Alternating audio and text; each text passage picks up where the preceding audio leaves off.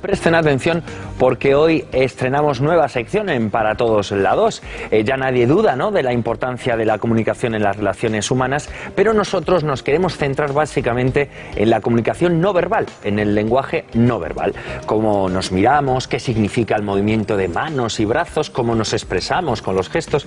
Dicen los expertos que muchas veces acabamos diciendo más cosas sin hablar que cuando hablamos, y que con los gestos, la mirada, con las expresiones solemos decir más verdades que cuando hablamos. Pues bien, para hablar de todo esto tenemos la fortuna de contar con nosotros con Teresa Baró, es consultora profesional, experta en comunicación personal. Muy buenas tardes, Teresa, bienvenida. Buenas tardes, gracias. Un placer abrir esta sección contigo. Bueno, ¿es verdad que decimos más cosas cuando no hablamos que cuando lo hacemos? Sí, incluso más sinceramente. Se dice que se puede mentir con las palabras, pero es mucho más difícil mentir con el gesto. Los gestos acompañan, complementan, matizan el mensaje de las palabras. Incluso a veces lo contradicen. Bueno, o sea que es verdad que entonces un gesto, una mirada, no sé, transmite más sentimiento que la palabra. Pues sí, porque a través de la palabra podemos transmitir contenidos, incluso datos, información, conocimientos, pero con el gesto transmitimos actitudes, emociones, sentimientos que son mucho más difíciles de transmitir con las palabras. ¿Somos conscientes de eso o no? No mucho.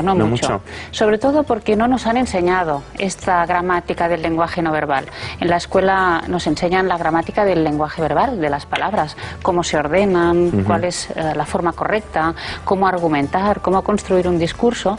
Y en cambio no se nos enseña la forma de transmitir a través del lenguaje corporal. De todas formas, Teresa, hoy querías concretarnos lo de la proximia. Cuéntanos. La proxemia. Sí, es la percepción que todos tenemos de nuestro espacio personal. Y también cómo utilizamos este espacio personal en relación con los demás.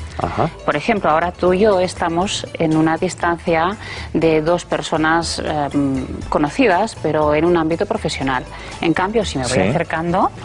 ¿Nos acercamos? Sí, es un poco ya más íntimo, ¿verdad? Sí. Y los espectadores seguro que lo encuentran un poco raro. Lo encuentran raro, claro, ¿no? A lo mejor, claro. O sea que para entendernos, es decir, nosotros nos sentimos como propietarios de este espacio. Tenemos una especie de burbuja invisible a nuestro alrededor, que es lo que marca las relaciones con los demás. Entonces, en función del tipo de relación que tengamos, esta burbuja es más reducida o más amplia. Entonces, con desconocidos esta burbuja es más amplia, entonces mantenemos unas distancias. Si yo quiero acercarme, pues entonces la burbuja se va reduciendo, pero claro, si yo entro en tu burbuja o me acerco demasiado, ¿qué pasa? ¿No te sientes invadido? Invadido, muchas veces a lo mejor te sientes un poco violento. Claro que sí, porque puede ser una agresión si tú no percibes esto de forma positiva. Claro, de todas formas, Teresa, hay mucha gente que a la hora de hablar toca mucho, si me permites, toca mucho y tal. Yo no sé cómo hay que entenderlo esto o cómo se lo puede tomar la otra persona. Pues el tacto puede ser muy positivo y puede generar simpatía y una buena relación de calidez, pero si la otra persona, la que recibe, no lo entiende de esta manera, puede generar rechazo y tenemos que ser muy cuidadosos con el tacto, porque además es un tema que depende de las culturas, incluso de las familias y del propio individuo.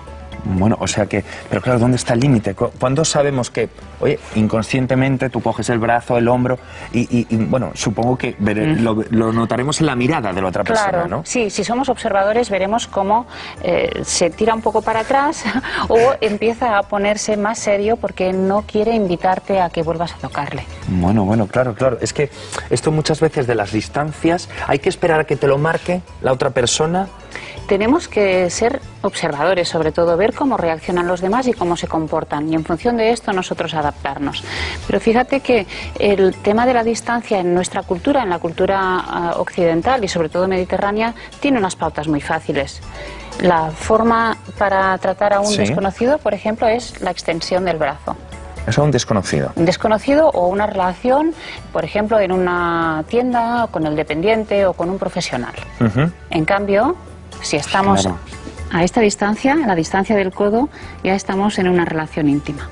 Claro, más cercana, más de familia familiar. o de pareja o de un amigo. Pero de todas formas, Teresa, muchas veces subimos al autobús, al metro, entonces vamos a simular ¿verdad? un poco, estamos muy pegados, no hay sitio, es inevitable tocarse. Inevitable. ¿Qué pasa aquí? Claro. Sí, eso lo sabemos los que vivimos en ciudades. O los que cogemos el transporte público Sí, lo señor. sabemos, somos conscientes. Bueno, pero fíjate que hay una forma de compensar todo esto automáticamente, que es a través de la posición. No nos vamos a quedar de frente, ¿verdad? Así Claro, pegados. quedas un poco, sí. Y nos ponemos de lado o apartamos la mirada, que es otra forma de compensar esta intimidad que no queremos, porque no es una intimidad deseada.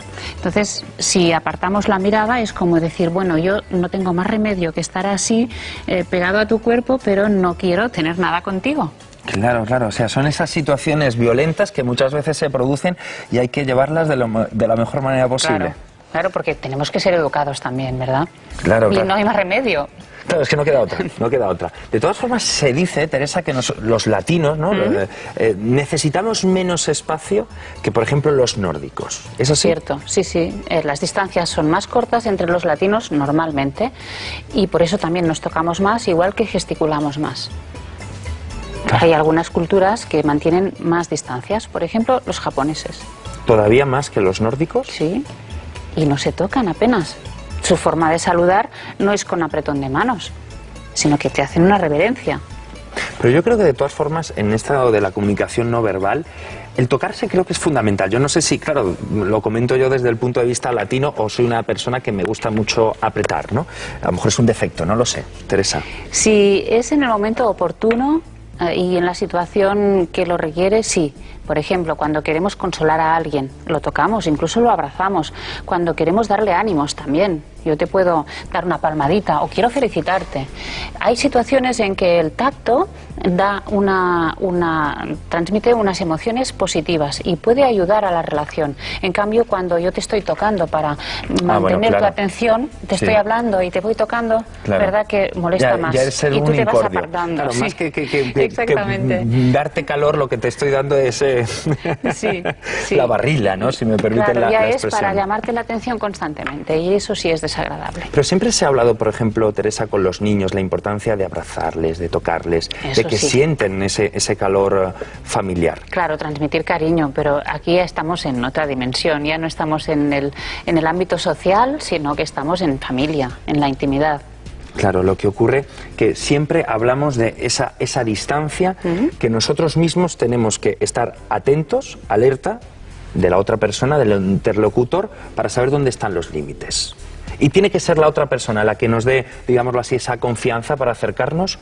Sí, si tú te acercas demasiado a alguien y ves que retira un poco el paso, pues entonces ya sabes que esta persona no desea que invadas su espacio personal. Es complicado, ¿eh? Sí, el lenguaje corporal, el lenguaje no verbal en general es bastante complicado, pero también es cierto que los conocimientos que tenemos sobre él son aprendidos desde la más tierna infancia y algunos gestos ya los llevamos incorporados como gestos humanos. ¿Crees que en las escuelas, Teresa, nos deberían de enseñar, igual que nos enseñan el lenguaje escrito, el lenguaje no verbal? Sin duda. Sin duda, seríamos mucho más conscientes de nuestra comunicación y podríamos planificarla un poco más y obtener mejores resultados. Especialmente pues en situaciones profesionales a veces nos encantaría poder controlar más todo este lenguaje y conseguir este trabajo o hablar bien en público o estar bien aquí en la tele, por ejemplo. Claro, porque muchas veces la comunicación no verbal implica silencios, pausas, tensiones, incluso en el campo de la seducción, porque muchas veces se mezcla ahí, ¿no? Claro que sí, el buen seductor domina el lenguaje no verbal, claro que sí. El buen seductor... Uy, pues esto lo vamos a dejar otro aquí. programa. Si te parece, sí. Teresa, lo dejamos para la semana que viene. Hablaremos de comunicación no verbal, pero... Si quieres hablar de seducción, vamos allá. Podemos dar algunas pautas. ¿Daremos pautas, Teresa? Lo dejamos aquí.